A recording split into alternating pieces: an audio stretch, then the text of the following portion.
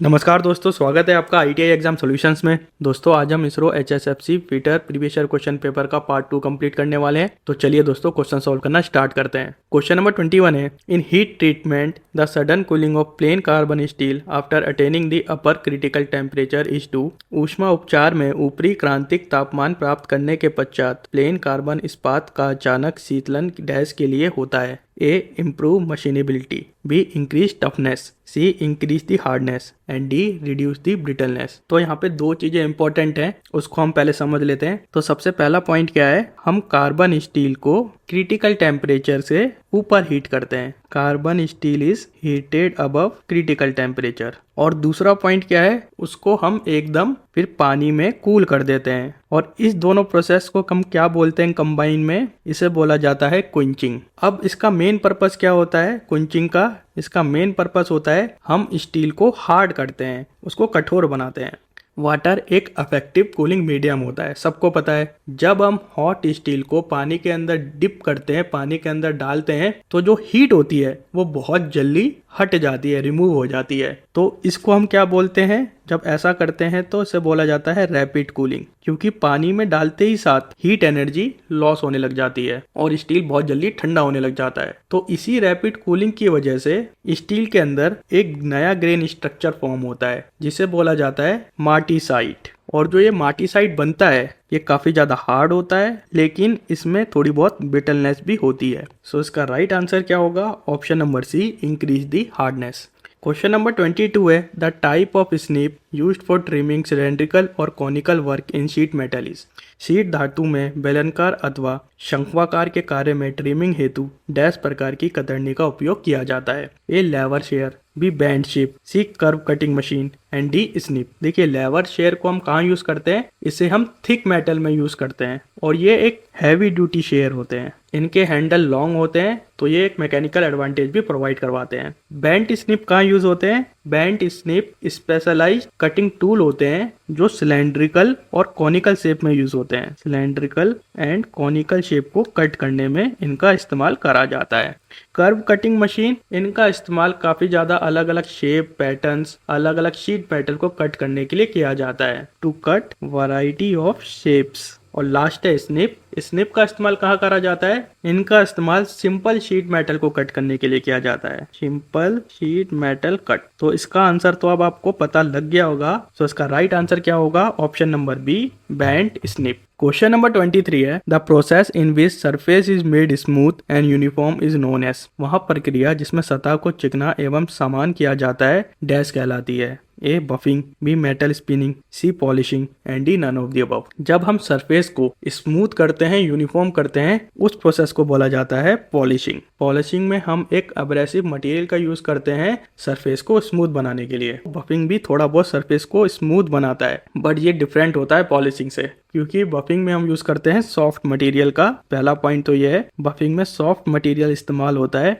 दूसरा पॉइंट क्या है, ये सरफेस को उतना ज्यादा स्मूथ नहीं बनाता है जितना पॉलिशिंग बनाता है। और मेटल स्पिनिंग क्या करता है, मेटल स्पिनिंग मेटल शीट को शेप देता है। सो इसका राइट आंसर क्या होगा, इसका राइट आंसर होगा option number C, polishing. Question number 24 है, the following is a machine dry dash machine द्वारा सुखाया जाता है। A aluminium, B titanium, C cast iron and D all of this. देखिए ड्राई मशीनिंग एक मैन्युफैक्चरिंग टेक्निक होती है जिसमें हमें कटिंग फ्लूइड की जरूरत नहीं होती है। Dry machine does not require cutting fluid. और इनमें से ऐसा कौन सा मटेरियल है जिसमें हम ड्राई मशीनिंग करते हैं, वो है कास्ट आयरन। अब कास्ट आयरन में ऐसा क्या खास होता है कि हम इसमें ड्राई मशीनिंग कर सकते हैं, क्योंकि कास्ट आयरन के अंदर होता है ग्रेफाइट, कुछ मात्रा ग्रेफाइट की होती है। और ग्रेफाइट क्या होता है, ग्रेफाइट एक नेचुरल लुब्रिकेंट होता है। यहाँ से बोल सकते हैं ग्रेफाइट के अंदर सेल्फ लुब्रिकेशन प्रॉपर्टी होती है। तो ये एक तरीके से बिल्ट इन कूलेंट का काम करता है और फ्रिक्शन को रिड्यूस करता है। अब ड्राई मशीनिंग में अलग अलग मशीनिंग प्रोसेस हो सकती है, such as turning, milling and drilling. So इसका राइट आंसर क्या होगा, इसका राइट आंसर होगा option number C, cast iron. Question number 25 है, according to Indian standards set of slip gauge has. भारतीय मानकों के अनुसार स्लिप गेज के सेट में डैश होता है। A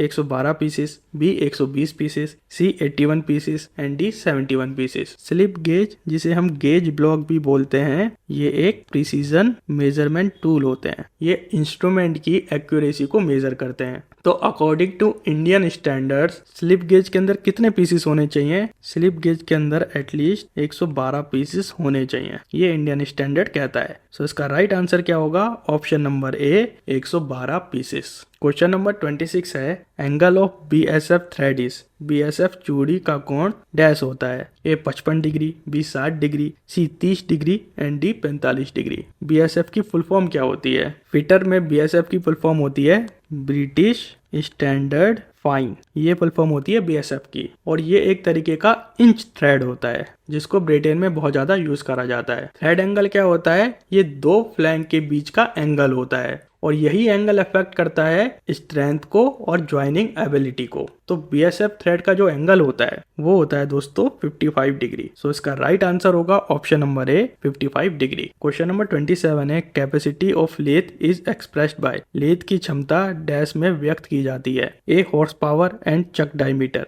B swing and distance between centre, C bed length and spindle speed and D tool post size and lathe travel. Lathe की capacity swing और डिस्टेंस से मेजर की जाती है। तो यहाँ पे स्विंग क्या दर्शाता है? स्विंग वर्कपीस का मैक्सिमम डायमीटर दर्शाता है जो कि लेथ के अंदर रोटेट कर सकता है। ये इंडिकेट करता है वर्कपीस के साइज को। It indicates size of workpiece. और डिस्टेंस बिटवीन सेंटर क्या दर्शाता है? डिस्टेंस बिटवीन सेंटर लेथ के केंद्रों के बीच की अधिकतम दूरी होती है, और यह दर्शाता है वर्क पीस की मैक्सिमम लेंथ को। Work piece max length. तो स्विंग ने क्या दर्शाया? वर्क पीस के मैक्सिमम साइज को दर्शाया, और डिस्टेंस बिटवीन सेंटर ने क्या दर्शाया? वर्क पीस के मैक्सिमम लेंथ को दर्शाया। सो इसका राइट आंसर क्या होगा? Option number B, swing and distance between the centre. Question number 28 है, in which gauges go and no go gauges come in the same and. किस प्रमापी में गो and no गो मापी एक ही छोर पर होते हैं? A double ended plug gauge, B snap gauge, C progressive gauge and D depth gauge. Progressive plug gauge, gauge के बारे में हम ऑलरेडी डिस्कस कर चुके थे। ये क्या होता है? ये एक मेजरिंग टूल होता है, और प्रोग्रेसिव प्लग गेज से हम क्या मेजर कर सकते हैं? हम इससे शॉर्ट होल, छोटे छिद्रों को मेजर कर सकते हैं। अब इसमें दो टर्म्स आती हैं, एक लिखा हुआ है गो और दूसरा लिखा हुआ है नो गो। तो गो गेज का मतलब क्या होता है? गो गेज होल की लोअर लिमिट चेक करते हैं, to check the lower limit of hole, और नो गो गेज होल की अपर लिमिट चेक करते हैं, to check upper limit of hole. तो ये दोनों फंक्शन किस में पाए जाते हैं? ये दोनों फंक्शन प्रोग्रेसिव गेज में पाए जाते हैं। सो इसका राइट आंसर क्या होगा? Option number C, progressive gauge. Question number 29 है, which one of the following part of a universal surface gauge helps to draw parallel line along a datum edge. वैश्विक सतह मापी का निम्नलिखित में से कौन सा भाग डेटम एज के पास समांतर रेखा बनाने में सहायक होता है? ए संतोलन भुजा, बी आधार, C guide pins and D fine adjusting screw. Scriber, जिसे हम गाइडिंग टूल भी बोलते हैं या गाइडिंग पिन भी बोलते हैं, ये डेटम के अलोंग पैरेलल लाइन क्रिएट करता है। डेटम क्या है या डेटम एज क्या है? ये एक रेफरेंस एज होती है जिससे हम लोकेशन को या वर्क पीस के ओरिएंटेशन को स्टेब्लिश कर सकते हैं। तो सबसे पहला पॉइंट आता है स्क्रीबर की। तो जो स्क्रीबर की पोजीशन होती है वो डेटम के अगेंस्ट होती है, ताकि एक डिजायर परपेंडिकुलर लाइन क्रिएट हो सके। अगर हमें परपेंडिकुलर लाइन क्रिएट करनी है तो जो पोजीशन होगी स्क्रीबर की वो हमेशा डेटम के अगेंस्ट रहेगी या अपोजिट रहेगी। सेकंड आता है प्रेशर अप्लाइंग। उसके बाद हम जेंटल प्रेशर अप्लाई करते हैं स्क्रीबर पे, जिससे कि वर्क पीस पे लाइनें मार्क हो जाती है, और लास्ट में क्रिएटिंग पैरेलल लाइन। और जो हमने लाइन को मार्क करा है वो एक रेफरेंस की तौर पे लिया जाता है ताकि हम पैरेलल लाइन को ड्रॉ कर सकें। तो ये सारा काम होता है गाइडेड पिन का। सो इसका राइट आंसर क्या होगा? Option number C, guided pin. Question number 30 है, which one of the following thread form is provided in the threaded part where the pressure act on the one flank of the thread during the transmission। निम्नलिखित thread के रूप में से कौन सा रूप thread किए गए ऐसे भागों में प्रदान किया जाता है जहां संचारण के दौरान दाब थ्रेड के एक पक्ष पर कार्य करता है? A V thread, B knuckle thread, C square thread and D buttress thread. Buttress thread एक specialised type of screw thread होता है जिसको डिजाइन किस पर्पस के लिए किया जाता है? इसका डिजाइन एक दिशा में उच्च भार का सामना करने के लिए किया जाता है। Design to withstand high load in one direction, ठीक है। और ये फ्लैंक एक स्ट्रॉन्ग और रिजिड सपोर्ट प्रोवाइड करता है एक्सियल लोड के लिए भी, जिसे हम अक्षय्य भार भी बोलते हैं। इसमें दो फ्लैंक होते हैं। पहला फ्लैंक जो होता है वो परपेंडिकुलर डिस्टेंस पे रहता है, यानी कि 90 डिग्री एंगल पे रहता है, और जो सेकंड फ्लैंक रहता है उसका एंगल अप्रॉक्स 45 डिग्री होता है, यानी कि वो इंक्लाइंड होता है, जिससे कि हम एफिशिएंटली पावर को ट्रांसमिट कर सकते हैं। सो इसका राइट आंसर क्या होगा? Option number D, buttress thread. Question number 31 है, which one of the following operation can be done on a slotting machine? Slotting machine पर निम्नलिखित में से कौन सा कार्य किया जा सकता है? A external keyway on long shaft, B internal groove, C Woodruff keyway on a shaft and D keyway for feather key. Slotter machine एक वर्सटाइल टूल होता है जिससे हम मटेरियल को शेप दे सकते हैं, उससे स्लॉट कट कर सकते हैं, उससे कीवे बना सकते हैं, उससे ग्रुप बना सकते हैं, और भी अदर वेरियस चीजें उससे कर सकते हैं। स्लॉटर मशीन के अंदर रेसिप्रोकेटिंग रैम होती है जिससे हम डिजायर शेप को कट कर सकते हैं। अब अलग अलग तरह की स्लॉटर मशीन भी आती हैं। For example horizontal slaughter, vertical slaughter और यूनिवर्सल स्लॉटर। अब इसके ऑपरेशन क्या होते हैं? इससे हम फ्लैट सरफेस क्रिएट कर सकते हैं और सिलेंड्रिकल सरफेस क्रिएट कर सकते हैं। इर्रेगुलर सरफेस भी इससे क्रिएट किए जा सकते हैं और इससे कीवे और ग्रुप भी बनाए जा सकते हैं। और स्लॉटर मशीन का सबसे ज्यादा की एडवांटेज क्या होता है? स्लॉटर मशीन इंटरनल ग्रुप्स को काफी प्रिसाइसली और एफिशिएंटली कट कर सकती है, जो कि अदर मशीन इक्विपमेंट में पॉसिबल नहीं हो पाता है, क्योंकि slaughter machine internal group cut करने के लिए काफी ज्यादा कन्वीनियंट होती है और काफी ज्यादा एफिशिएंट भी होती है। सो इसका राइट आंसर होगा option number B, internal groups. Question number 32 है, which one of the following group और property enable the manufacture of chain hook from wrought iron? निम्नलिखित विशेषता समूह में से कौन सा समूह पिटवा लोहे से श्रृंखलाबद्ध हुक बनाने में सहायक होता है? A ductility, malleability and hardness, B hardness, toughness and ductility, C hardness, toughness and brittleness and D malleability, ductility and toughness. देखिए तीन चीजें सबसे ज्यादा इंपॉर्टेंट होती है। पहली होती है मैलिबिलिटी,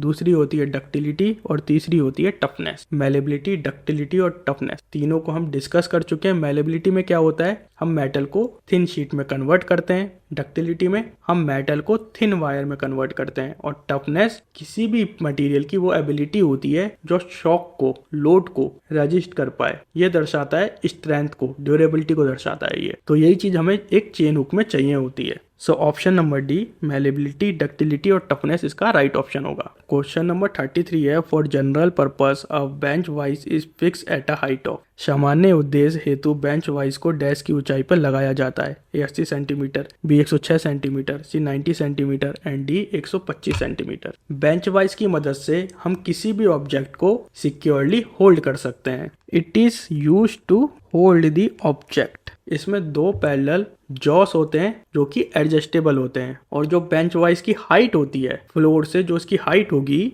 वो लगभग 106 सेंटीमीटर होगी। सो इसका राइट आंसर होगा option number B, 106 centimetre. Question number 34 है, you have to file an aluminium block to a smooth finish, which one of the following cut of file is most suitable. आपको एक चिकनी सतह पे aluminium block को रेतना है। इसके लिए निम्नलिखित में से किस प्रकार का रेतन सबसे उपयुक्त होगा? A double cut, B wraps cut, C curved cut and D single curve. सबसे पहला पॉइंट क्या है? एल्यूमिनियम एक सॉफ्ट मेटल होता है। Aluminium is a soft metal. और हम इसमें कौन सी फाइल का यूज करते हैं? हम इसमें सिंगल कट फाइल का यूज करते हैं स्मूथ फिनिश के लिए। अब सिंगल कट फाइल में जो तीत की डायरेक्शन होती है वो एक ही दिशा में होती है, यानी कि जो फाइल के तीत होंगे वो एक ही डायरेक्शन में पॉइंट करेंगे, और जो एंगल होता है इन तीत के बीच का वो लगभग 60 डिग्री का होता है। तो दो तीत के बीच का एंगल 60 डिग्री होता है। और single cut file soft material के लिए काफी ज्यादा अच्छी होती है, सच एज ब्रास। ब्रास भी क्या है? एक सॉफ्ट मटेरियल है। इसमें भी हम क्या यूज करेंगे? इसमें भी हम सिंगल कट फाइल का यूज करेंगे, कॉपर के लिए भी, ब्रॉन्ज के लिए भी। सो इसका राइट आंसर क्या होगा? इसका राइट आंसर होगा option number D, single cut file. Question number 35 है, cyaniding and nitriding are two method of. Cyaniding तथा नाइट्राइडिंग डैश के दो प्रकार होते हैं। A hardening, B tempering, C normalising and D case hardening. Cyaniding और nitriding ये मेटल को हार्ड करने के मेथड होते हैं, और खासकर किस मेटल को? स्टील को हार्ड करने के मेथड होते हैं। और इस केस में क्या होता है? जो मेटल का सरफेस होता है वो हार्ड होता है, और जो इसका कोर होता है, फॉर एग्जाम्पल ये मेटल है, ये इसका कोर है और ये इसका सरफेस है, तो कोर तो आपका नॉर्मल रहेगा, नरम रहेगा, लेकिन जो सरफेस है, आउटर सरफेस है, वो हार्ड हो जाएगा। साइनाइडिंग के केस में क्या होता है, मेटल को साइनाइड सॉल्यूशन में हीट करा जाता है और साइनाइड एक कार्बन और नाइट्रोजन की लेयर को डिपॉजिट कर देता है मेटल सरफेस के ऊपर, जिससे कि मेटल हार्ड हो जाता है। अब नाइट्राइडिंग के केस में क्या होता है, नाइट्राइडिंग के केस में हम मेटल को अमोनियम सॉल्यूशन के अंदर हीट करते हैं, तो मेटल के ऊपर नाइट्रोजन की लेयर डिपॉजिट हो जाती है, जिससे कि मेटल हार्ड हो जाता है। सो इसका राइट आंसर क्या होगा, option number D, case hardening. Case hardening क्यों, केस का मतलब यहाँ पे क्या है, आउटर सरफेस से है, तो इसलिए हम इसको केस हार्डनिंग भी बोलते हैं। सो ऑप्शन नंबर डी यहाँ पे इसका राइट ऑप्शन होगा। क्वेश्चन नंबर 36 है, for effective cutting of steel with hand hacksaw which one of the following coolant is suitable. हस्त लोहा आरी से इस्पात के प्रभावी रूप से काटने हेतु निम्नलिखित में से कौन सा शीतलक उपयोग में लाया जाता है। अगर हमें स्टील को लोहा आरी से काटना है तो हम यूज करते हैं कटिंग ऑयल का, क्योंकि कटिंग ऑयल सबसे ज्यादा सुटेबल होता है स्टील को काटने के लिए। क्योंकि कटिंग ऑयल क्या करेगा, हीट को रिड्यूस करेगा, फ्रिक्शन को कम करेगा, जिससे कि एक्सेसिव वेयर और टेयर ना हो आरी में। और दूसरा, ये लुब्रिकेशन भी प्रोवाइड करता है। लुब्रिकेशन से क्या होता है, फ्रिक्शन कम होता है, और ये चिप रिमूवल भी काफी इजीली कर पाता है, जिससे कि जो आपकी कटिंग प्रोसेस होती है कंटिन्यूअस बनी रहती है, रुकती नहीं है। सो इसका राइट आंसर क्या होगा, option number C, cutting oil. Question number 37 है, HWL मीन्स। HWL का अर्थ क्या है, A safe working load, B standard working load, C side working load and D stable working load. HWL को बोला जाता है सेफ वर्किंग लोड। और सेफ वर्किंग लोड का मतलब क्या होता है कि हम किसी इक्विपमेंट पे कितना मैक्सिमम वेट दे सकते हैं बिना इक्विपमेंट को हानि पहुंचाए हुए। या इसको ऐसा भी कह सकते हैं कि एक इक्विपमेंट बिना अपने आप को क्षति पहुंचाए कितने वेट को उठा सकता है। ये एक बहुत इंपॉर्टेंट, बहुत क्रूशियल सेफ्टी स्टैंडर्ड होता है for construction, manufacturing and transportation में। सो इसका राइट आंसर होगा option number A, safe working load. Question number 38 है, the best example for splash lubrication is. छिड़काव स्नेहन का श्रेष्ठ उदाहरण क्या है, A wick feed lubricator, B ring lubricator, C grease gun and D pump lubricator. Splash lubrication का best example होता है रिंग लुब्रिकेटर। रिंग लुब्रिकेटर के अंदर होती है मेटल रिंग, जो तेल के अंदर डूबी हुई होती है, और जब शाफ्ट रोटेट करता है तो रिंग जो होती है उसके अंदर